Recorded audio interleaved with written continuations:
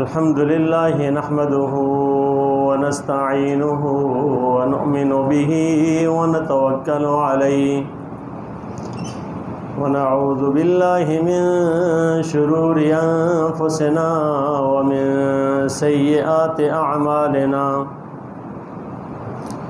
من يهده الله فلا مضل له ومن يضلله فلا هادي له ونشهد أن لا إله إلا الله وحده لا شريك له ولا وزير له ولا ند له ولا مثل له ولا مثال له ونشهد أن سيدنا وسندنا وحبيبنا وحبيب ربنا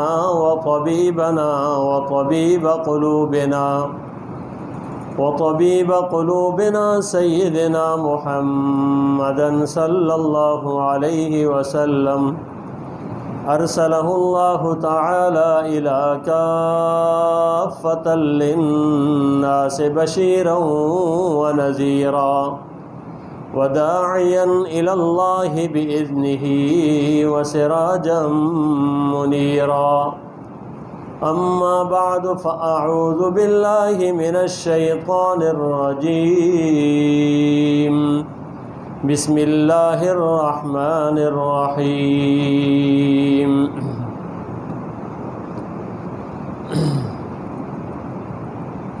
إنما يتقبل الله من المتقين صدق الله العظيم وبلغنا رسوله النبي الأمي الكريم ونحن على ذلك من الشاهدين والشاكرين والحمد لله رب العالمين اللهم صل على سيدنا محمد وعلى آل سيدنا محمد وبارك وسلم اللهم صل على سيدنا محمد وعلى آل سيدنا محمد وبارك وسلم اللهم صل على سيدنا محمد وعلى آل سيدنا محمد وبارك وسلم قبولیت اعمال اس کی انسان کو ہمیشہ فکر رہنی چاہیے۔ دنیا کے اندر دیکھا گیا ہے کہ جب بھی انسان کسی چیز کو محفوظ کر کے اپنے پاس رکھتا ہے تو رکھنے کے بعد اس کو دیکھتا رہتا ہے کہ یہ خراب تو نہیں ہوئی، ٹھیک ہے، محفوظ ہے، کہ برباد نہ ہو جائے، ضائع نہ ہو جائے، اس کی فکر انسان کو لگی رہتی ہے۔ وہ کوئی بھی چیز ہو، کھانے پینے کی چیز ہو، رکھنے کی چیز ہو، کوئی بھی ایسی چیز ہے کہ جو خراب ہو یا نہ ہو، لیکن قیمتی چیز ہے، اچھی چیز ہے، تو انسان ہمیشہ اس کی دیکھ بھال کرتا رہتا ہے، فکر میں لگا رہتا ہے کہ کہیں خراب تو نہیں ہوئی۔ اور یہاں تک کہ آپ گھر میں سالن بھی رکھتے ہیں نا، سبزیاں بھی رکھتے ہیں، ٹماٹر بھی رکھتے ہیں، تو دیکھتے ہیں کہ خراب تو نہیں ہو رہا، اور جب خراب ہو تو اس پر افسوس بھی ہوتا ہے انسان کو کہ چیز ضائع ہو جائے، اس کو پھینکنا پڑتا ہے۔ تو اسی طرح انسان کو اپنے اعمال کی بھی فکر کرنی چاہیے کہ جو عمل میں نے کیا ہے یہ عمل بیکار تو نہیں ہو رہا، خراب تو نہیں ہو رہا، ضائع تو نہیں ہو رہا، کیونکہ انسان تو سمجھے گا کہ میں نے بڑا عمل کیا، اور جب کل اس کے سامنے عمل کے وقت ہوگا تو اس وقت اس کو معلوم ہوگا کہ میرے پاس تو کوئی عمل بھی نہیں ہے۔ اور اپنے گمان کے اندر انسان سمجھ رہا ہوتا ہے کہ میں بہت بڑا جو ہے نا نیک اعمال کر رہا ہوں، بہت بڑا جو ہے نا میرے پاس ذخیرہ ہے، لیکن جس وقت اس کو اعمال کو سامنے لایا جائے گا تو اس وقت اس کے پاس کچھ بھی نہیں ہوگا۔ اور دیکھیں یہ مثالیں ہمیں ملتی ہے سب سے پہلے ہم نماز کے بارے میں لے لیں کہ نماز کے بارے میں انسان سمجھتا ہے کہ بہت بڑا عمل ہے، سب سے پہلے سوال اسی کے بارے میں ہوگا، اور یہی ایک فریضہ تو ہے جو ہر عاقل بالغ کے اوپر فرض ہونے کے بعد سے لازم ہے اور چلتا رہتا ہے۔ نماز ہی کے تو ایک فریضہ ہے نا۔ اگر ہم ارکان اسلام میں سے دیکھیں تو کلمہ ہے، اور جو دائمی طور پہ ہے ہی ہے۔ کلمہ متاثر ہوا تو پھر تو گیا انسان، پھر تو کوئی عمل قبول نہیں۔ لیکن کلمہ پڑھ لینے کے بعد سے جو دائمی طور پہ مسلسل انسان کے ساتھ چلنے والا عمل ہے نا، وہ نماز کا ہے۔ ہر 5 وقت میں دن میں 5 ٹائم کی نماز فرض ہے اور ایک وتر، تو یہ ساتھ چل ہی رہا ہے مسلسل۔ اب انسان اس عمل کو دیکھے، جو عمل اتنا بڑا عمل ہے، جو دائمی طور پہ ہر بالغ مسلمان کے ساتھ لگا ہوا ہے، اس کی ذمہ داری میں آیا اور یہ کر رہا ہے، لیکن اس کے بھی ضائع ہونے کے اوپر قرآن مجید میں آتا ہے کہ فویل للمصلین، ان نمازیوں کے لیے ہلاکت ہے۔ آیا نمازیوں کے لیے ہلاکت کہنے کا کیا مقصد ہے کہ نماز پڑھنے والے بھی ہلاک ہیں؟ ہاں، نماز پڑھنے والے بھی ہلاک ہوتے ہیں کہ جس وقت ان کی نماز نہیں کہلاتی، وہ تو نماز پڑھ رہے ہیں۔ یہ نہیں کہا کہ وہ غیر مسلین کی ہلاکت ہے کہ جو نماز ہی نہیں پڑھ رہے، وہ تو بڑی گرفت میں ہے، وہ تو ہے ہی برباد ہے۔ ایک نماز کے چھوڑنے پر انسان کو 2,80,00,000 سال سے زیادہ اس کو جہنم میں جلنا پڑے گا۔ اب ایک نماز کے چھوڑنے پر وہ تو برباد ہے کہ جس کی نمازیں چھوٹ رہی ہیں، لیکن پڑھنے والا اس کے فویل للمصلین، مسلین کے لیے ہلاکت ہے، جن کی نمازوں کے اندر غفلت ہے اور جن کی نمازوں کے اندر خشوع و خضوع نہیں ہے اور جن کی نماز بالفاظ دیگر قبول نہیں ہے۔ اب یہی ہے، اس کی فکر کرے انسان کہ یار میرا عمل قبول ہو جائے۔ دنیا میں کتنے عمل ہے بھائی، ہم ہر عمل کو، یعنی اگر ہم ڈاکٹر سے دوائی لیتے ہیں نا تو کیا کرتے ہیں، دوائی کے بعد ڈاکٹر نے بتایا کہ اس کو اتنا کھانا ہے، ان چیزوں سے پرہیز کرنا ہے، ٹائم یہ ہے، ان اوقات میں صبح شام کھانا ہے یا 3 ٹائم کھانی ہے یا اتنے گھنٹوں کے بعد کھانا ہے۔ نفسیاتی طور پہ ہر ایک انسان سمجھتا ہے ڈاکٹر نے ٹائم بتایا تھا 3، میں نے ان میں سے 1 ٹائم کر لیا۔ ہر آدمی نتیجہ نکال لے گا کہ بھئی اس لیے میرا تو ٹھیک نہ ہوا نا، تو ٹھیک نہیں ہونا تھا نا، اس لیے کہ میں نے تو اس کی ہدایات پر عمل نہیں کیا۔ سمجھتا ہے کہ اور رزلٹ نتیجہ نکال لیتا ہے کہ یار میں اس لیے ٹھیک نہیں ہوا، اس لیے فائدہ نہیں ہوا کہ میں نے خود اس کو جو ہے نا جو ہدایات تھی اس پر عمل نہیں کیا۔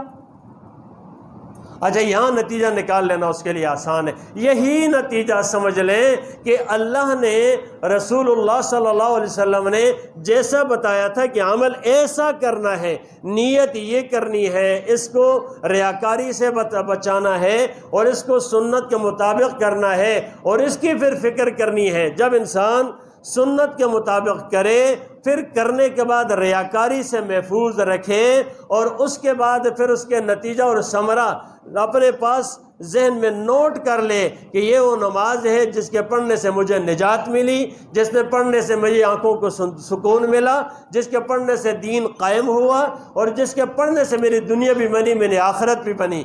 لیکن اگر اس نے یہ دیکھ لیا کہ بھئی کہ میں نے اگر اپنے شرائط پر پورا نہیں کیا تو پہلی چیز کمزور ہے، اور اس کے بعد پڑھنے کے بعد پھر ریاکاری کیا کرتا پھرا تو دوسری بھی کمزور ہو گئی، محفوظ بھی نہیں کیا، صحیح طریقے سے نہیں کیا۔ مثال کے طور پر کوئی آدمی کوئی چیز فریج میں رکھ لیتا ہے اور فریزر کے اندر رکھنے کے بعد اس کو بند کر دیتا ہے یا اس کے ٹیمپریچر کم رکھتا ہے، وہ کام نہیں کر رہا۔ جب نہیں کر رہا کیا سمجھتا ہے کہ کھولتا ہے اور یار یہ کیا ہوا، یہ تو اندر تو چیز خراب ہوئی، تو پھر کہتا ہے کیوں خراب ہوئی، یار وہ تو بند ہی تھا۔ تو بھائی پہلے سے اس نے جب محفوظ کیا تھا اس کے اندر کچھ کمزوری رہ گئی تھی، اب وہ اس کو ملامت نہیں کرتا، اپنے آپ کو ملامت کرتا ہے کہ بھائی تجھ سے کمزوری رہ گئی ہے۔ ہمارا عمل بھی یہ ہے، پہلے تو عمل ٹھیک نہیں ہوتا، اور جب عمل اگر کسی کام کا ہوا، کچھ قدر ٹھیک ہوا، اس کے بعد اس کو ریاکاری کی جو ہے بہلا کر جو ہے برباد کر دیتے۔ آپ صلی اللہ علیہ وسلم نے فرمایا من صلی یرائی فقد اشرک ومن صام یرائی فقد اشرک، جس نے دکھلاوے کے لیے نماز پڑھی اس نے شرک کیا، جس نے دکھلاوے کے لیے روزہ رکھا اس نے شرک کیا۔ اب جب دکھلاوے کے لیے نماز، دکھلاوے کے لیے روزہ، دکھلاوے کے لیے حج، دکھلاوے کے لیے عمرہ، باقی اس طرح کے جتنے بھی اعمال ہیں اس میں یہی کہہ رہا کہ اب جو دکھلاوا اور ریاکاری ہے اس کے اندر وہ لگا ہوا ہے، تو بتائیں نتیجہ خود نکال لینے کا، بھئی قبول کہاں سے ہونی ہے؟ اگر قبول ٹھیک کیا تھا نا تو وہ ضائع کر دیے، اور ضائع اپنے عمل سے کیے کہ خود ریاکاری کرتا پھر رہے۔ تو میرے بھائیوں، سب سے پہلے پتہ نہیں چند روزہ زندگی ہے، نہ جانے انسان اس ترقی دنیا کے اس ظاہر کے اس جو ہے نا خوبصورتی کو دیکھ کر، کسی ظاہری زیب و زینت کو دیکھ کر ترقی کے دماغ کے اندر بٹھایا ہوا ہے۔ بہت ترقی یافتہ قوم ہے، بہت آگے بڑھی ہوئی ہے۔ کیا آگے بڑھی ہوئی ہے؟ چیزوں کے اندر خوبصورتی آ گئی تو آگے بڑھی ہوئی ہے، گھروں کے اندر اچھے سیٹ آ گئے تو آگے بڑھ گئے، گاڑیوں کے اندر اچھی جو ہے نا چیزیں آ گئی تو آگے بڑھ گئے۔ کیا زندگی کا دھوکہ ہے، انسان نہ جانے کن چکروں میں پڑا ہوا ہے، آگے بڑھ گئے۔ اس کو ترقی کہتے ہیں، یہ تو تنزل ہی ہے۔ انسان ان کو حیثیت دینے لگ گیا ہے کہ جو حیثیت کی چیز ہی اللہ کے ہاں نہیں ہے۔ تو میرے بھائیوں، یہ چیزیں حیثیت کی نہیں تھی جن سے ہم آج ہماری آنکھیں خیرہ ہو رہی ہیں، ہمارے دماغوں کے اندر آج خمار پڑا ہوا ہے، اور ہم ان چیزوں کے اوپر اطرار اور فخر کر رہے ہیں۔ ہاں، اگر کسی کے پاس کوئی چیز اچھی آ گئی تو دوسرا اگر یہ کہہ رہے کہ واہ یار کیا کمال ہے، کتنی عمدہ چیز ہے، کچھ بھی لے لے، ایون جو بھی ہو، اب اس کے اوپر اگر انسان اترا رہا ہے اور خوش ہو رہا ہے اور دوسرے کی اس بات پر حسد کر رہا ہے، کیا زندگی ہے انسان کی؟ سائیکلوں پر چلنے والے گاڑیوں پر آگے، گاڑیوں سے چلنے والے عمدہ گاڑیوں پہ آگے، جو پیدل سفر کرنے والے تھے وہ، اور اس طرح جھونپڑیوں میں رہنے والے مکان میں آگے، مکانوں میں رہنے والے بڑے محلات میں آگے، ان کوٹھیوں چیزوں کے اوپر فخر کرنے والے اپنے دماغ بیمار کا علاج کرائیں، بیمار دماغ کا علاج کریں۔ جو انسان کے دماغ بیمار ہو چکا ہے نا، جو ذہن خراب ہو چکا، اس کا علاج کریں۔ لگے کس چیز کے اندر ہے، یہ ساری چیزیں تو دھوکہ ہے، دھوکہ۔ وَمَا الْحَيَاةُ الدُّنْيَا إِلَّا مَتَاعُ الْغُرُورِ، یہ آج نہیں ہے، یہ اس وقت سے 1400 سال پہلے، آج 15 صدیاں گزر گئیں، اللہ پاک نے یہ فرمایا تھا وَمَا الْحَيَاةُ الدُّنْيَا إِلَّا مَتَاعُ الْغُرُورِ، یہ دنیا کی زندگی یہ دھوکے کی زندگی ہے۔ اور اللہ پاک نے خود فرما دیا تھا زُيِّنَ لِلنَّاسِ حب الشہوات من النساء والبنین والقناطیر المقنطرہ من الذہب والفضہ والخیل المسومہ والانعام والحرث۔ یہ قرآن اٹھا کر دیکھیں، اللہ نے خود فرمایا ہے کہ میں نے یہ چیزیں انسانوں کے لیے مزین کر دی ہے، خوبصورت بنا دی ہے، ان کو میں نے مزین کر کے رکھ دیا ہے۔ مزین کسے کہتے ہیں؟ زینت کسے کہتے ہیں؟ چیز بڑی عمدہ اور اچھی لگنے لگ جائے، ڈیزائن اچھا سے اچھا آنے لگ جائے، اس کو انسان کہتے ہیں جو نظروں کو بھا جائے، اور انسانوں کے اندر اس کو دھوکے کے سامان جو ہے نا وہ اس کو بڑا اچھا لگنے لگ جائے، یہ تو مزین ہے۔ اب اسی کو انسان حیثیت دینے لگ جائے تو اب بتائیں اس سے بڑا پاگل اور کون ہوگا؟ اس سے بڑا پاگل اور کون ہوگا جو ان چیزوں کو حیثیت دینے لگ جائے؟ اللہ فرماتے ہیں میں نے مزین کیا ہے، اور مزین کے اس لیے بتا رہے، اس لیے نہیں بتا رہے کہ تم اس کے اندر آگے بڑھو، اس لیے بتا رہے ہیں کہ لوگوں، ایمان والو، میرے بندو، دھوکہ نہ کھاؤ ان چیزوں سے۔ اور خود فرمایا متاع الغرور، یہ دھوکے کا سامان ہے، یہ دھوکے کا سامان ہے۔ دنیا کے بارے میں فرمایا کہ طالب دنیا، عجیب فرمایا، آپ صلی اللہ علیہ وسلم نے فرمایا الدنیا جیفا، دنیا مردار ہے، وطالبوها کلاب، اور اس کے طلب کرنے والے کتے ہیں۔ یہ مہذب الفاظ ہے جس کو رسول اللہ صلی اللہ علیہ وسلم نے استعمال کیا ہے۔ اور وہ انسان جو اس کے پیچھے لگ کر، بھئی یہ نہیں انسان اپنے کسی ضروریات کے پیچھے نہ لگے، ضروریات ہوتی ہے، اس کے پیچھے انسان لگے، ضرورت پوری واپس گھر میں آ جائے اور اپنی عبادتوں میں لگ جائے۔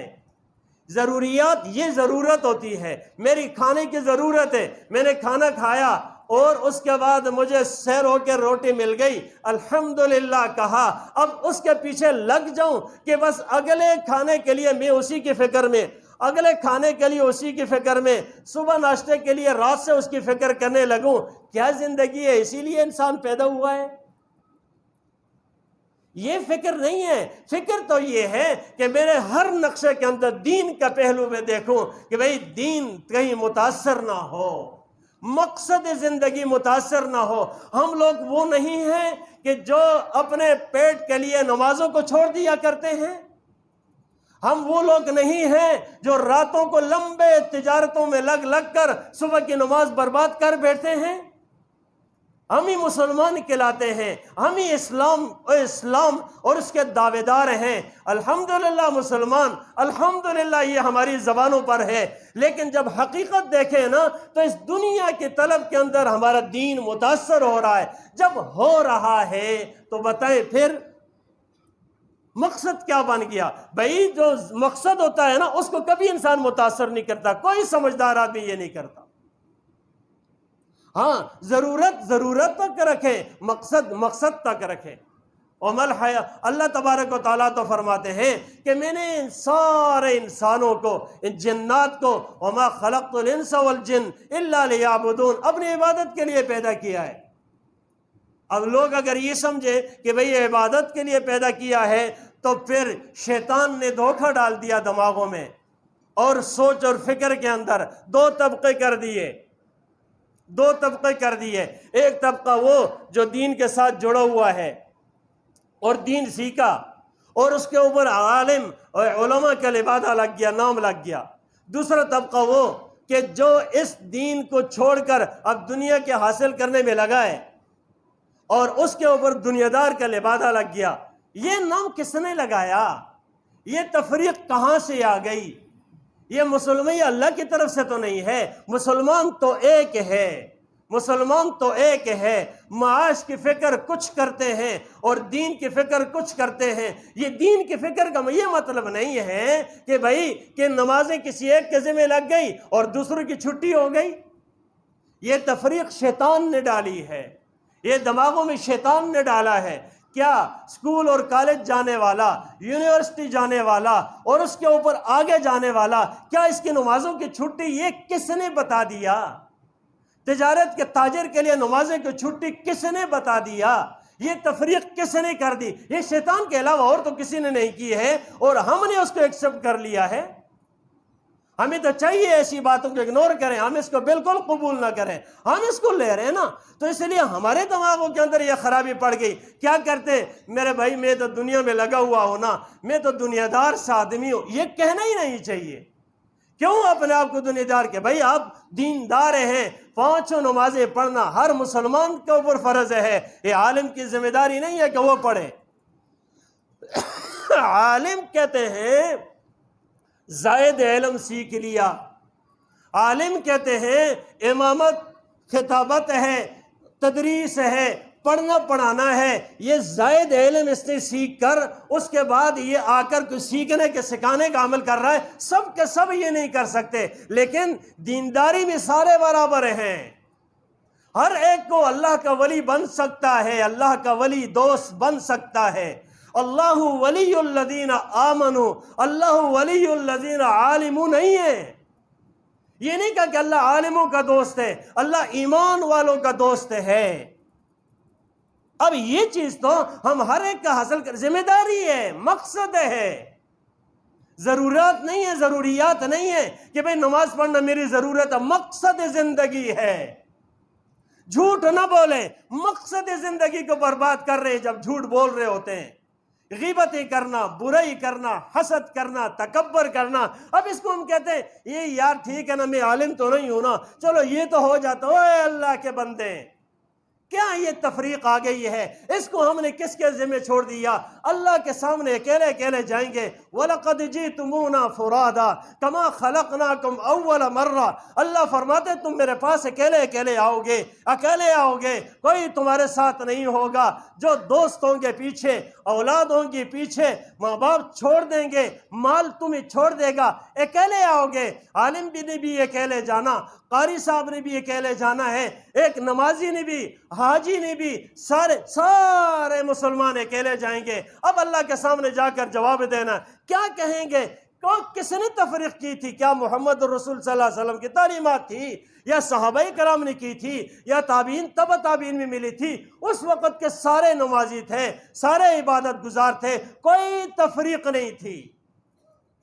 آج میرے بھائیوں ہمیں پتہ نہیں یہ دھوکہ کہاں سے لگا، ہمیں یہ دھوکہ پتہ نہیں کہاں سے لگا۔ اس لیے ہم دیکھتے ہیں تو نماز کے اندر وہ حاضر ہو رہے، یا تو وہ جس کو کوئی اللہ نے توفیق دے رہا ہے، یا جو نا کوئی دین کے ساتھ لگے ہوئے۔